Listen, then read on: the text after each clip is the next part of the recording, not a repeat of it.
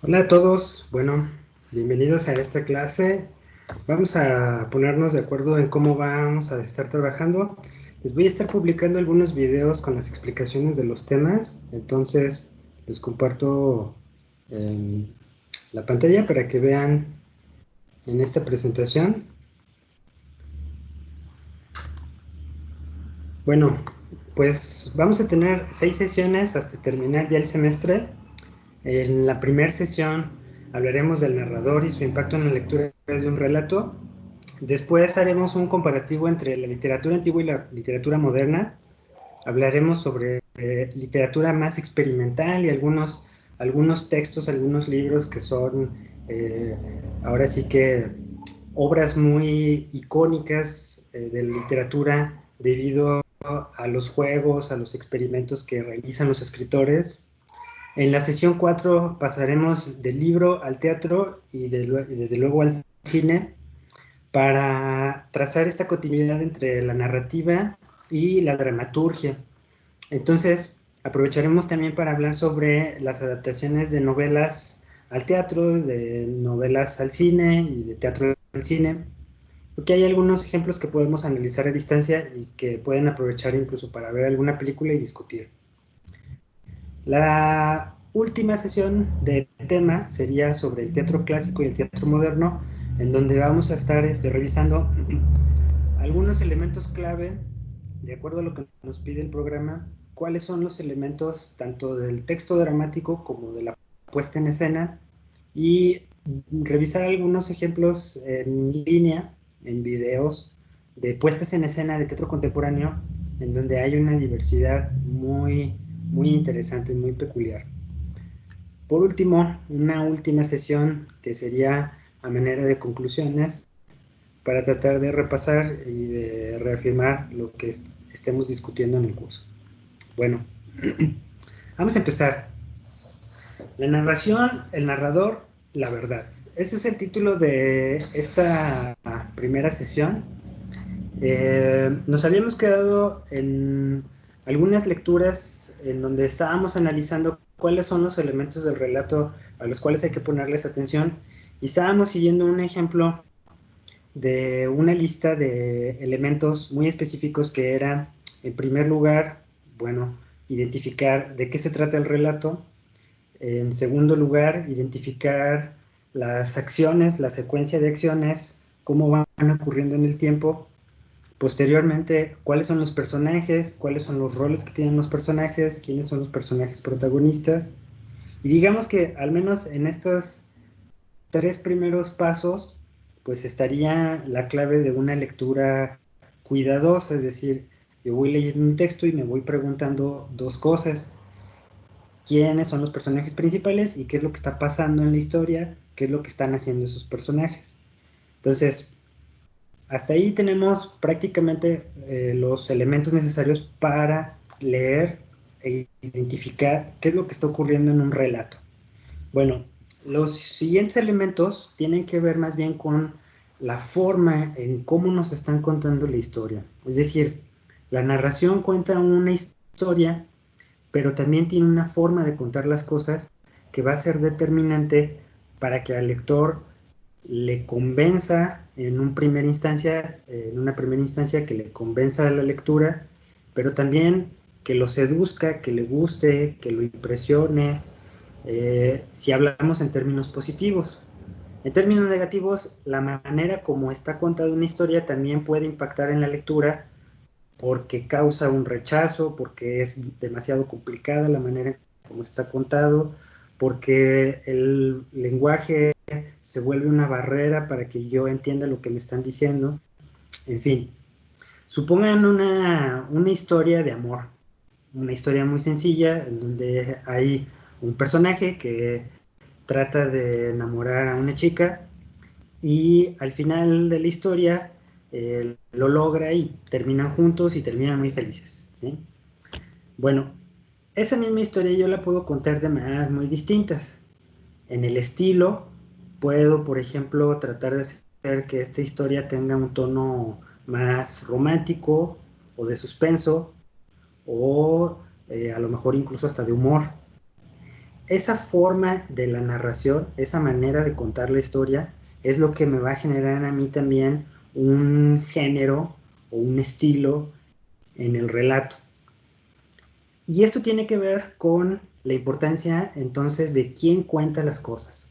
En nuestro ejemplo, en ese mismo ejemplo de una historia en donde un personaje quiere conquistar a una chica y al final lo logra y se enamoran, puedo elegir contar la historia desde el punto de vista del personaje principal, vamos a decir el chico, ¿sí?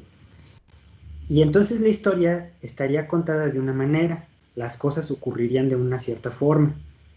Si yo eligiera contar la historia desde el punto de vista de la chica, pues tal vez, desde luego, mejor dicho, desde luego que la historia va a cambiar y los acontecimientos, aunque es la misma historia, tal vez no van a ser exactamente iguales, porque no van a estar contados desde el punto de vista del mismo personaje, ¿sí?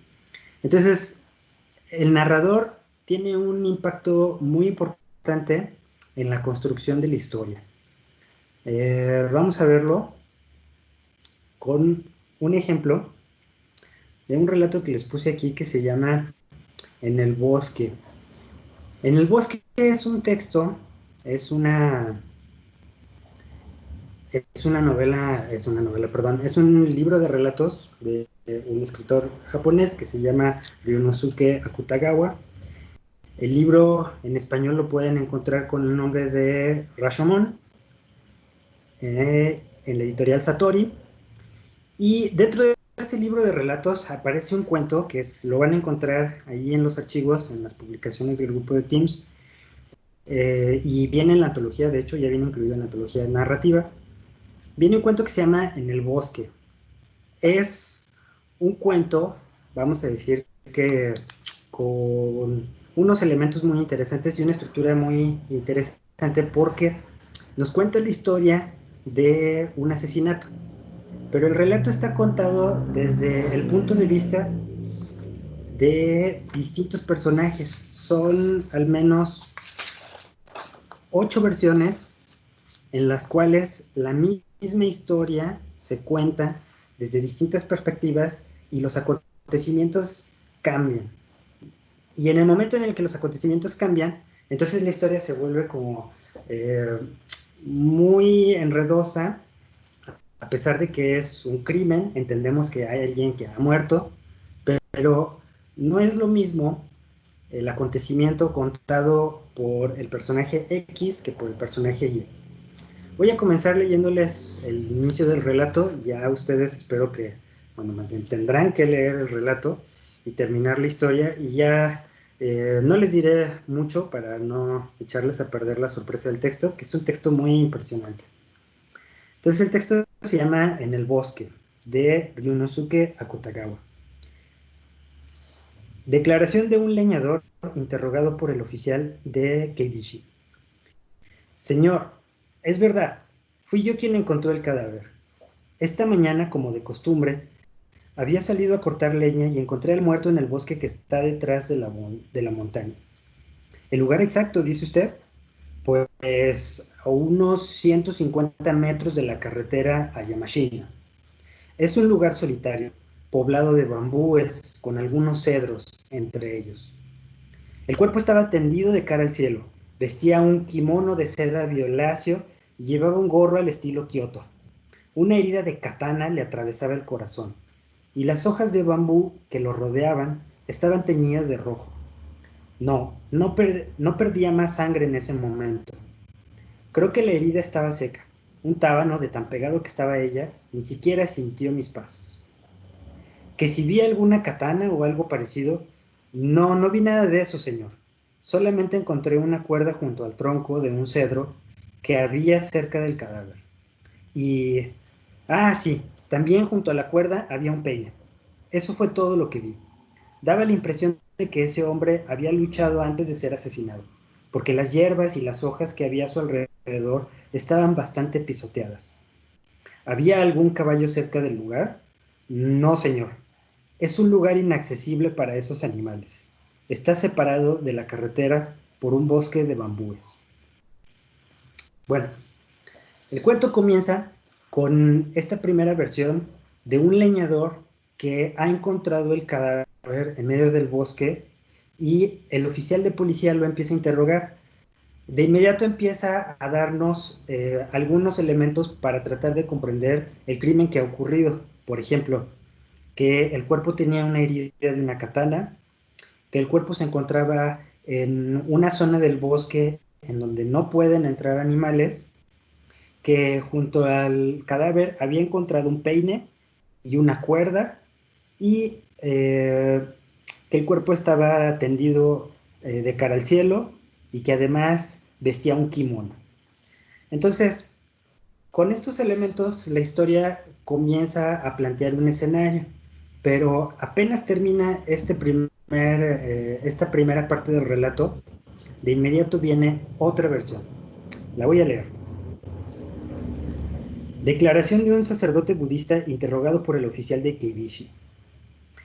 Es cierto, ayer me encontré con el desdichado hombre. Ayer, sería cerca del mediodía. El lugar es la carretera que conduce de Seikiyama a Yamashina. El hombre caminaba en dirección a Seikiyama acompañado por una dama que iba a caballo. Ni alcancé a ver el rostro de esta dama, pues lo llevaba cubierto con un velo. Únicamente pude ver el color de su kimono, que era claro. El caballo era un alazán de finas crines. La estatura de la dama, algo así como 1,5 metros. Como sacerdote no estoy habituado a fijarme en esos detalles. El hombre iba armado con una katana, arco y flechas. Particularmente recuerdo la aljaba negra donde llevaba unas 20 flechas. No podía imaginar que a ese hombre le aguardara semejante destino. En verdad, nuestra vida es comparable al rocío del alba o a un destello fugaz. Lamento tanto la suerte de ese hombre que ni encuentro palabras para expresar mi sentimiento. Bueno, entonces, después de la primera parte, en el relato, hay un sacerdote que está ofreciendo su testimonio al oficial de Keibishi y el sacerdote aporta otra información distinta, que el hombre iba acompañado con una mujer, que la mujer viste de cierta manera y al menos entre los datos que tenemos, pues ya podemos darnos cuenta de la situación. Hay un hombre, hay una mujer, se dirigen al bosque, cruzan con un sacerdote y días más tarde o tiempo después hay un leñador que encuentra el cadáver. Ahora, lo interesante del cuento de Akutagawa es que conforme va cambiando el relato, cada una de las versiones empieza a encontrar más contradicciones. Entonces, en algún momento nos van a decir que el crimen no fue con una katana, sino con un puñal. Entre los personajes que son interrogados, además de un policía y de una anciana, están los personajes principales, es decir, un hombre que tiene fama de ser un criminal y el cual está acusado de haber cometido el crimen. Es más, el criminal dice, yo fui quien lo maté y les voy a contar cómo fue que lo maté. Pero esta versión del criminal se contradice con la versión de la dama que acompaña al hombre que asesinaron. La dama va a contar una versión completamente contradictoria con la del criminal.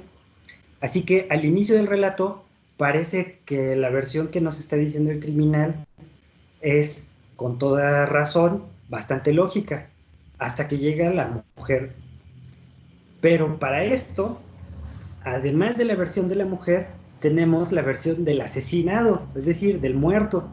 El muerto es entrevistado a través de una medium en una especie de situación que parece así como bastante absurda, pero le añade un plus al relato porque se vuelve muy interesante escuchar la versión del muerto. Y entonces, ¿a quién le vamos a creer?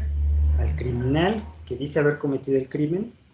¿A la mujer que estuvo presente y que se siente víctima, pero al mismo tiempo vamos a saber qué es lo que ella nos cuenta? ¿O al muerto, que tiene una versión completamente distinta de la que nos han contado hasta entonces? Bueno, este relato de Akutagawa quería que lo vieran, que lo leyeran, para que observen algunas características de la narración que vamos a revisar muy rápidamente. Pero antes de ver eso, les voy a poner el tráiler de la película, lo pueden encontrar en YouTube. Espero que sí se escuche bien el audio, si no, de todos modos les voy a poner el link. Bueno, vamos a ver.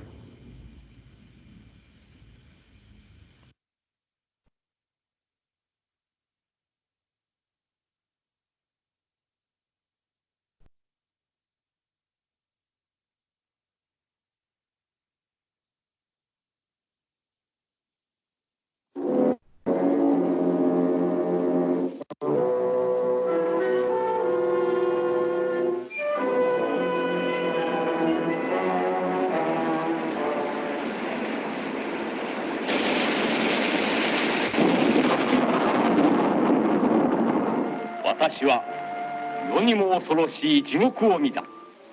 盗賊、美女、狩猟、そしてソマウリ、4つの口が物語る4つの地獄の声を聞かされた。まさにこれは心のジャングルの藪の中の物語。ギラギラと光る重翼の目が。中南海にその名を知られたこの太政丸が帰って出てつけたろ。今日から俺の妻になると言ってくれ。俺の妻になると言ってくれ。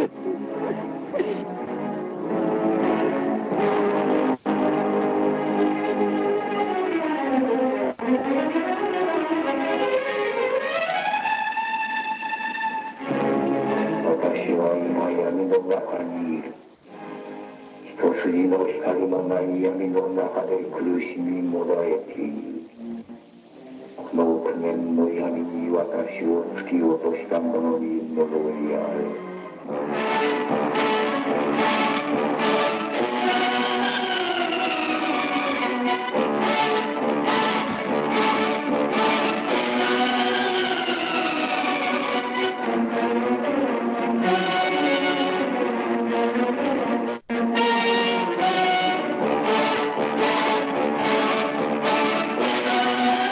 私は聞きたくない。これ以上恐ろしい話はもうたくさんだ。本当のことが言えねえのは人間だ。嘘だ。みんな嘘だ。太政丸の話も女の話も。やめて。そんな目で私を見るのやめて。あ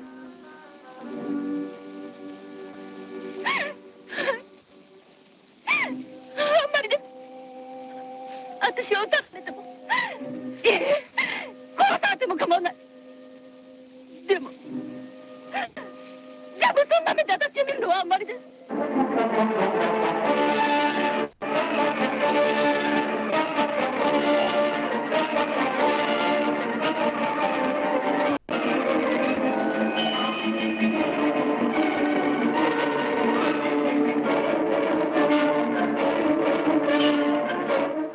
時平安の末、真夏の藪の中、炎と燃え上がる男女愛欲の大絵巻、死闘、格闘、激闘、息詰まる男と男の決闘、平然と嘲笑う幼鳥たる美女、神か魔か、荒廃の都の一角、人間の喜怒哀楽を風とともにそびえて聞いた平城門。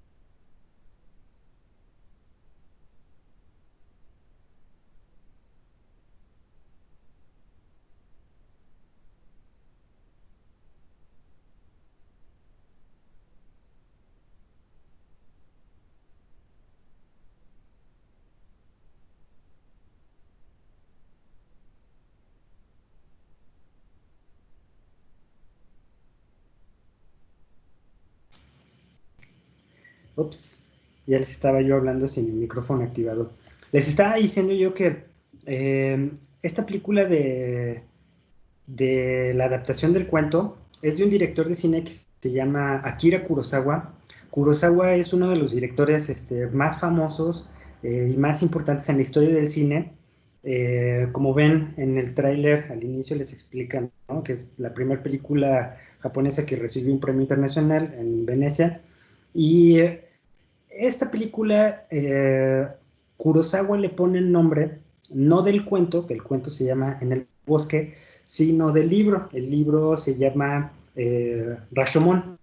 Entonces, en la versión cinematográfica, que ustedes pueden encontrar en alguna plataforma, en la versión cinematográfica hay una adaptación bastante interesante, pero además mezcla un poco esta situación de los personajes en un ambiente bastante como típico, no sé, lleno quizá de clichés de la cultura japonesa, ¿no? Vale mucho la pena que consulten la película. Bueno, vamos a ver entonces en nuestra presentación. Les voy a poner algunos ejemplos, algunos esquemas.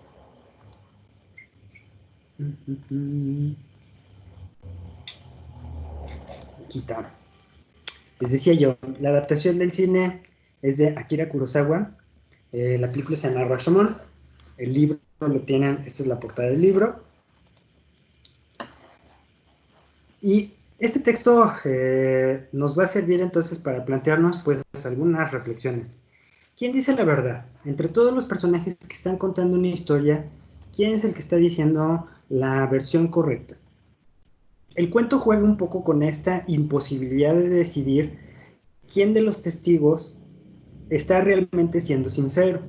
Y eso nos lleva pues a una pregunta de orden un poco más filosófico, es decir, si realmente podemos conocer las cosas de manera real y de manera indiscutible. Y desde luego, la respuesta tiene que ser un poco como, no es tan evidente como podría serlo, es decir, la realidad no la podemos conocer de manera objetiva, sino siempre a través de un punto de vista. Y como la conocemos siempre de manera subjetiva, entonces siempre tenemos la duda o la sospecha de que haya una distorsión de la realidad. En el cuento, ese es un poco como el problema filosófico, que lo que llamamos real y verdadero siempre depende de quién está contando la historia. En los relatos, por eso el narrador es el elemento fundamental para hacer una crítica de lo que nos está tratando de contar el escritor. Es decir, el escritor nos cuenta una historia, ¿sí?, pero esa historia está contada desde el punto de vista de un narrador. Y a veces los escritores juegan a manipular lo que está pasando en las historias, en los relatos, justamente a través de un personaje narrador. Bueno, cuando hacemos esta pregunta de cómo está contada la historia, tenemos en una primera instancia, entonces, que el narrador va a transformar la manera en cómo está contada la historia.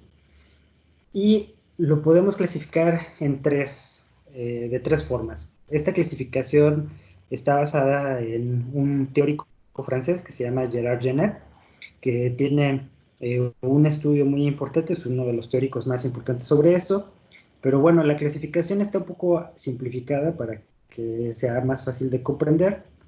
Tenemos entonces tres tipos de narrador.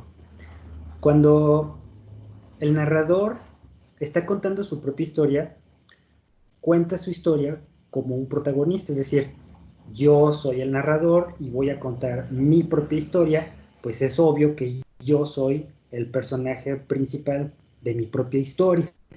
Y eso es el narrador que recibe el nombre de autodiegético, ¿sí? Diégesis es la historia, ¿sí? Entonces, bueno, el término técnico sería así, autodiegético. Yo soy el narrador que voy a contar mi propia historia y entonces soy un narrador autodiegético, porque obviamente estoy contando la historia desde dentro de la historia como protagonista. ¿Conocen alguna historia que esté contada así? Les pongo un ejemplo que voy a volver a mencionar más adelante. En la televisión hay un sitcom, una comedia que ya terminó, que se hizo muy famosa hace algún tiempo, que se llama ¿Cómo conocí a tu madre?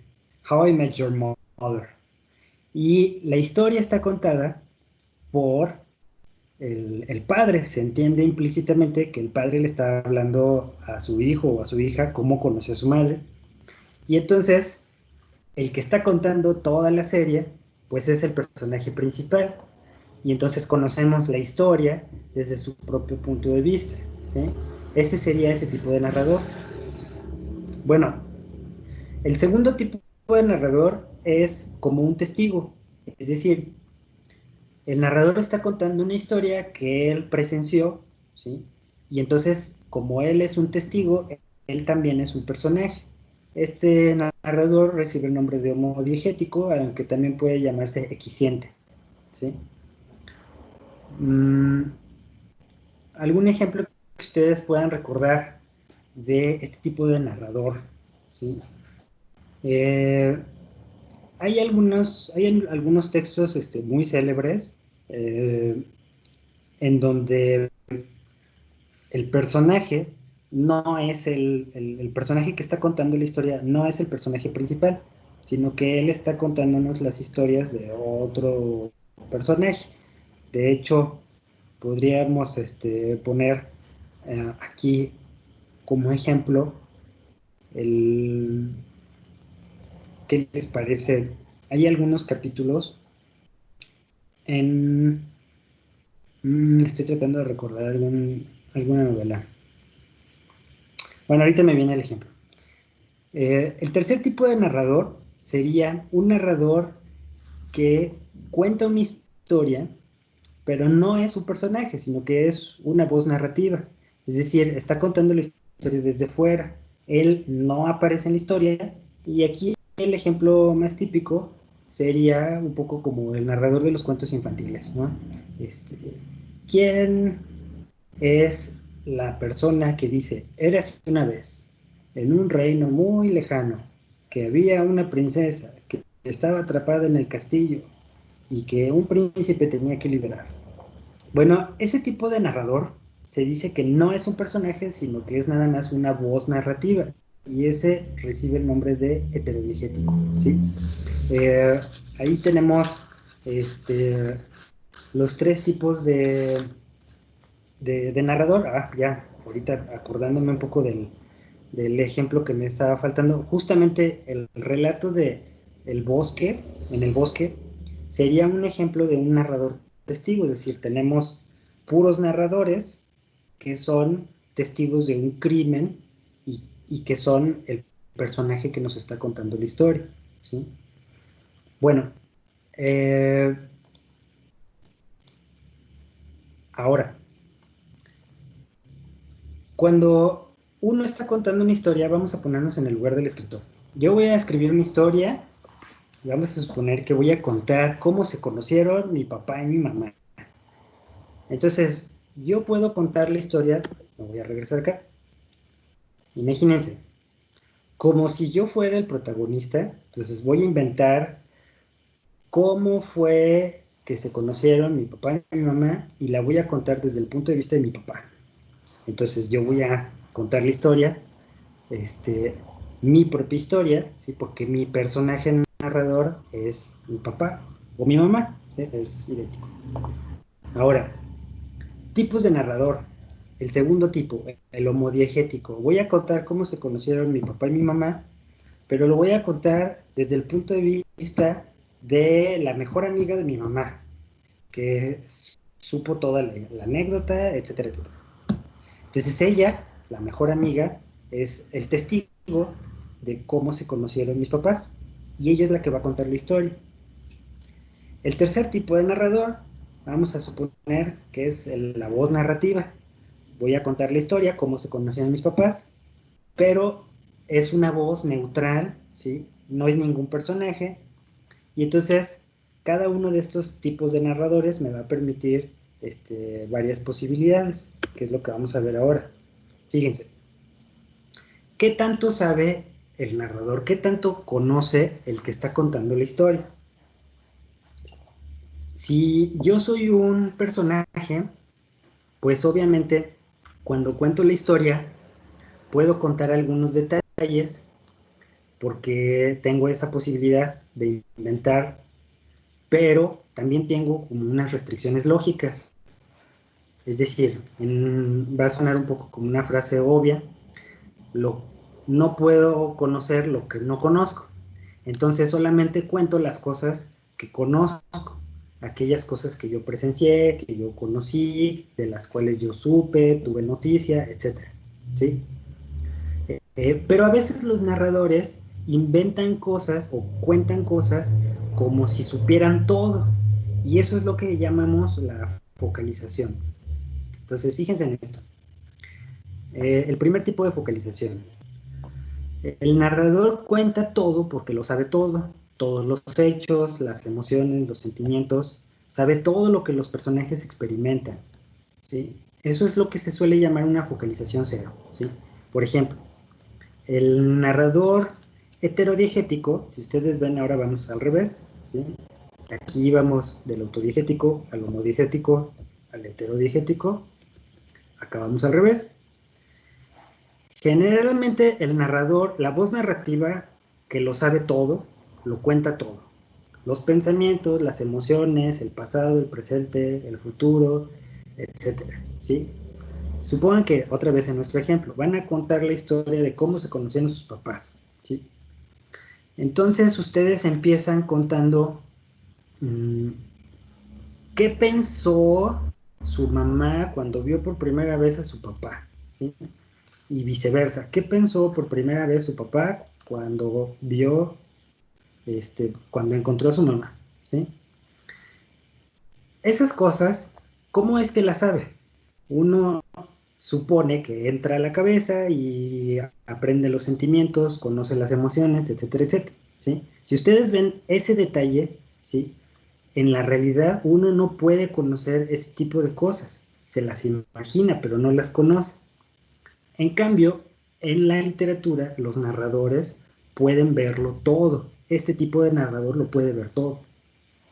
Bueno, el segundo tipo de focalización es cuando alguien cuenta solamente lo que vio, es decir, el testigo solamente conoce ciertas cosas, solo presenta acciones, pero no conoce a fondo los personajes.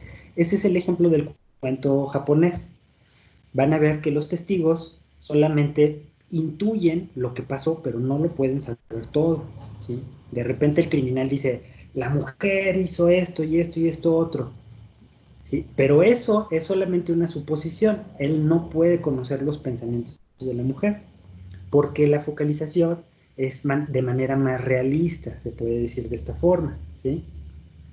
Bueno, el tercer tipo de focalización es haciendo énfasis en el interior, es decir, hay un narrador que se centra mucho en toda la interioridad, en los pensamientos, en las emociones, ¿sí? Este sería como el tipo de relato en donde el que está contando interioriza y reflexiona mucho, y entonces hay un énfasis no tanto en las acciones, sino más bien en el interior, en la parte psicológica, emocional, etcétera, ¿sí? Generalmente vean que cuando hay un relato que está contando su propia historia, el personaje, es lo que suele hacer, una focalización interna. Bueno, pues ahí están los tres tipos de narradores y tres tipos de focalización que se utilizan como estrategias para contar un relato. Vamos a verlo un poco de esta forma. Fíjense, no solamente en la literatura, pero también en las ciencias, el tema de desde qué punto de vista están contadas las cosas impacta. Fíjense en este artículo que se llama sobre las consecuencias metodológicas de la subjetividad en las ciencias humanas, ¿sí? Hay algunos teóricos y estudiosos que analizan cómo la subjetividad, es decir, la forma en cómo percibimos la realidad, impacta en la forma como conocemos la realidad, ¿sí? Dicho en otras palabras, ¿sí? Nuestro punto de vista siempre va a estar determinando lo que comprendemos de la realidad. En la literatura y en el cine, también obviamente por influencia de la película, se suele hablar de este efecto Rashomon, es decir, toma el nombre del texto, de un efecto producido por la percepción personal a la hora de contar la misma historia o una situación en donde los individuos que cuentan una historia, cuentan la historia de manera diferente, de manera que las versiones que están contando, todas son razonables, todas tienen cierta credibilidad, sin que ninguna de las versiones sea falsa. Este efecto causa que nuestra percepción cambie y entonces dudemos de cuál es la verdadera realidad. El efecto Rashomon, o bueno, este juego de narradores, también tiene como ciertas implicaciones filosóficas o epistemológicas, tanto en psicología como en sociología, la manera en cómo las perspectivas estructuran el pensamiento de grupos más complejos, por ejemplo, en la sociedad, ¿sí? ¿Quién cuenta la realidad? ¿Sí? Pues da lugar nada más y nada menos que a una estructura mucho más compleja, que podemos decir que la verdad depende justamente de toda la percepción subjetiva, de todas las percepciones subjetivas de los individuos, ¿sí? Las historias que están contadas de esta manera tienen una estructura que suele ser por episodios o por capítulos, de manera que van contando la misma historia, pero muchas veces, o cuentan un fragmento de la historia y luego otro fragmento, pero desde otra perspectiva, de manera que pareciera a veces incluso imposible de que todas tengan una cierta coherencia. Pero esa es un poco la estrategia narrativa, es decir, tratar de mostrar que dos o más personajes pueden vivir el mismo acontecimiento de distinta manera, o tratar de mostrar cómo los testimonios de distintos personajes pueden resultar contradictorios y la verdad nunca llega a conocerse. Con los relatos que utilizan este tipo de narración, ¿sí? O con los narradores que juegan, los relatos que juegan a estas narraciones, los escritores suelen tratar de darle una profundidad a través de distintos puntos de vista y de esta forma crear un relato que cambia mucho en la medida en que vamos avanzando, porque vamos descubriendo cosas que el primer personaje no conocía, o que vamos descubriendo perspectivas que son diferentes. De hecho, en las comedias, como les comentaba, en las comedias, como puede ser a lo mejor la de How I Met Your Mother o Friends, ¿no? Se presta mucho porque da juego a crear situaciones absurdas, porque cada personaje tiene como distintas perspectivas, ¿sí? Bueno, vamos a terminar. Tenía unas últimas imágenes. En el texto de Alicia en el País de las Maravillas, Lewis Carroll juega un poco como con estas perspectivas. Para Alice, que viene del mundo real, la perspectiva del relojero es completamente absurda, no tiene coherencia. Sin embargo, en el mundo del relojero es al revés. La manera como ve las cosas Alice es la que resulta absurda. El mundo es real, pero es real a maneras distintas para cada uno de los personajes, porque cada uno de los personajes tiene su propia perspectiva subjetiva.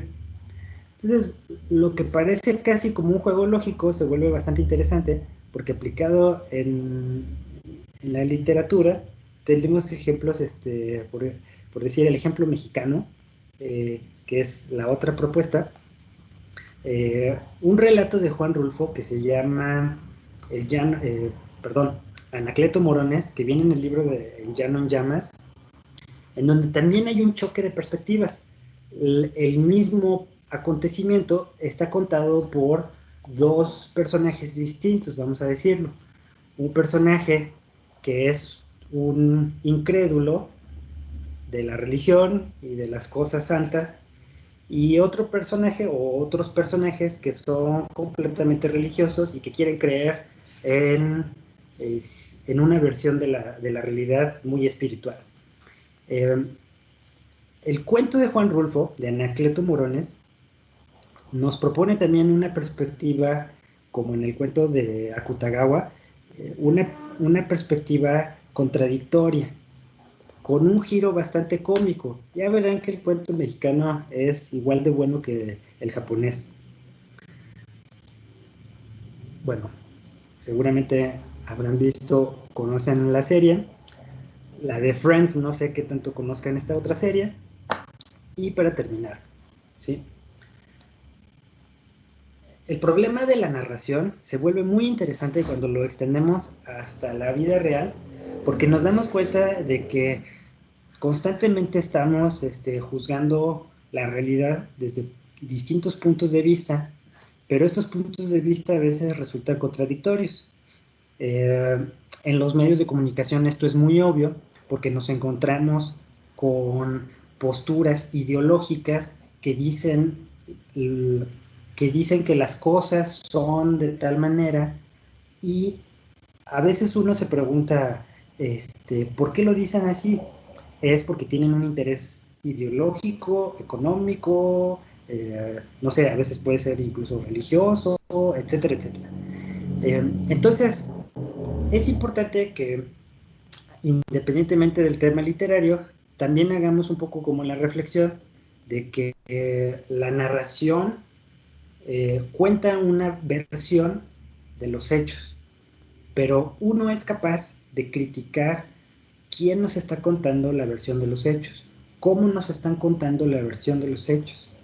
En el mundo real, lo que consideramos real o verdadero también está alterado, por no decir que manipulado, por la narrativa que cuenta las cosas.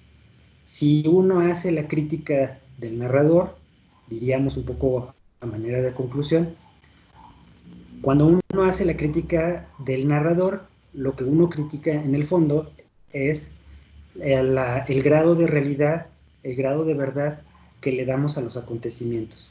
¿Les creemos o no les creemos su versión? Bueno, pues eso es todo. Espero que haya sido una presentación interesante.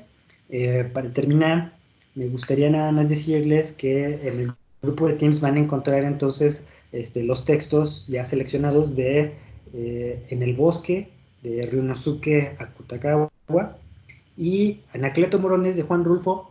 Y entonces en nuestra próxima sesión, que va a ser una videoconferencia, aprovecharemos un poco para intercambiar puntos de vista sobre los cuentos, a ver qué les parecieron, y que ustedes me digan, a ver si pueden resolver el enigma del cuento japonés. ¿Quién creen ustedes que fue el verdadero asesino? ¿Con cuál de las versiones se quedan ustedes? Y que también me digan un poco qué piensan del texto mexicano. Es muy diferente la realidad mexicana de la historia que pinta Anacleto Morones. En fin, nos estamos viendo. Espero que estén muy bien y hasta luego.